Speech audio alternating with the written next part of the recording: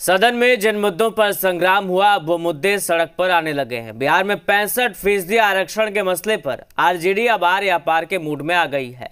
बिहार में इस मसले पर एक दिन का धरना भी दिया गया, जिसे लेकर सियासी पारा 7वें आसमान पर चढ़ गया। जेडीयू ने आरोप लगाया कि जनता को तेजस्वी यादव मूर्ख बना रहे हैं। 65% आरक्षण पर आर पार की लड़ाई। सदन के बाद सड़क पर उठा आरक्षण का मुद्दा। आरजेडी के धरना प्रदर्शन पर एनडीए ने उठाए सवाल। सदन के बाद अब सड़क पर आरक्षण की लड़ाई शुरू हो गई है। आरजेडी ने 65% आरक्षण के मसले पर पूरे सूबे में एक दिन का धरना दिया। आरक्षण के मुद्दे पर राष्ट्रीय जनता दल के द्वारा महाधरना का आयोजन किया गया है, 1 दिवसीय महाधरना।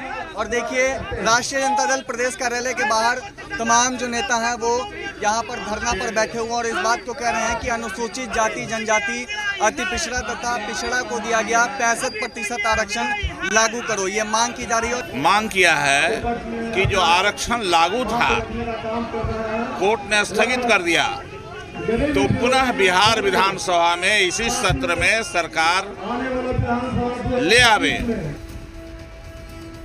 दरअसल शीत सत्र में तेजस्वी ने इस मुद्दे को उठाकर केंद्र और राज्य सरकार पर जोरदार वार किया और अब इसी मुद्दे को सड़क पर उतारने की तैयारी है।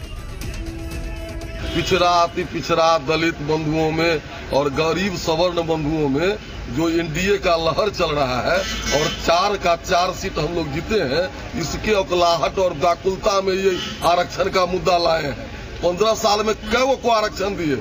डबल इंजन की सरकार भारतीय जनता पार्टी आरक्षण विरोधी है, ये बात मैं डंके की चोट पर कहता हूं, इसके प्रमाण है।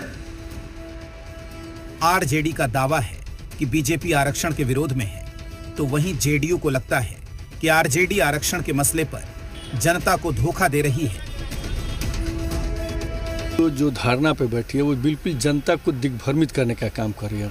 माननीय मुख्यमंत्री जी ने स्वयं अपनी पहल से, अपने प्रयास से जो आरक्षण का कोटा था उसको बढ़ा के उन्होंने 65% कर दिया था। लेकिन सबसे बड़ी चीज़ जो क्या होती है कि न्यायालय से ऊपर कोई नहीं है। बिहार में तो खास तौर पर आप देखिए कि हम लोगों ने एक तरह से इकोनॉमिक सर्वे भी करवा लिया है और जिसकी जितनी संख्या है उस आधार पर उसको आरक्षण की सुविधा दे देनी चाहिए।